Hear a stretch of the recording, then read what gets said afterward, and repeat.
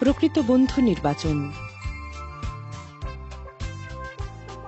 এক গাঁয়ে দুই বালকের মধ্যে বেশ ভালো বন্ধুত্ব গড়ে উঠেছিল। একদিন তারা বেড়াতে বেড়াতে একটা বনের মধ্যে এসে পৌঁছল। এমন সময় তারা দেখতে পেল একটা ভালুক তাদের দিকেই আসছে। এই দেখ দেখ দেখ দেখ, একটা ভাল্লুক আমাদের দিকে আসছে রে। ওরে বাবা, এই ভাবিস কেন? পালা রে, পালা পালা পালা। দুই বন্ধুই প্রাণ ভয়ে পালাতে লাগলো। ওদিকে ভালুকটাও পিছু ছাড়ল না।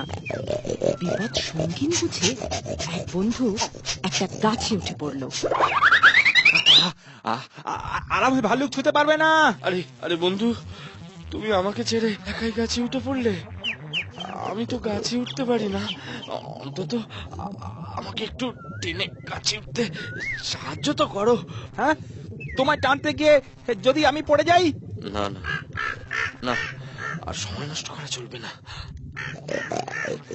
দ্বিতীয় বন্ধুটির মাথায় একটা বুদ্ধি এলো।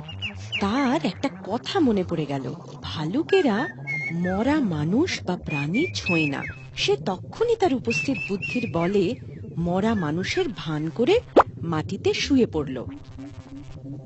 ইতিমধ্যেই ভালুকটি দ্বিতীয় বন্ধুর কাছে এসে পড়ল। ওদিকে প্রথম বন্ধুটি কৌতূহলবশত গাছের ওপর বসে বসে সব দেখছিল। ভালুকটি দ্বিতীয় বন্ধুটির সারা গায়ে শুকিয়ে শুকিয়ে পরীক্ষা করছিল যে সে জীবিত না মৃত। দ্বিতীয় বন্ধুটি তো নিজের নিঃশ্বাস বন্ধ করে মরার মতো পড়ে রইল।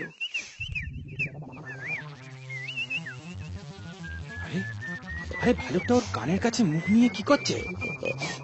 ভালুকটাও কিছু বলছে নাকি? অবশেষে ভালুকটা দ্বিতীয় বন্ধুটিকে মৃত ভেবে চলে গেল। এই যাত্রায় বোধহয় বেঁচে গেলাম। আরে বন্ধু, হ্যাঁ ভালুকটা চলে যাওয়ার আগে তোমার কানে কানে কি যেন বলে গেল মনে হলো। হ্যাঁ, বলে গেল বই কি। কি বললো? ভালুকটা বলে গেল, যে বন্ধু বিপদের সময় অপরকে ফেলে দিয়ে পালায় তার সঙ্গে কখনো বন্ধুত্ব করো না। একমাত্র বিপদের সময়ই প্রকৃত বন্ধুর পরিচয় পাওয়া যায়।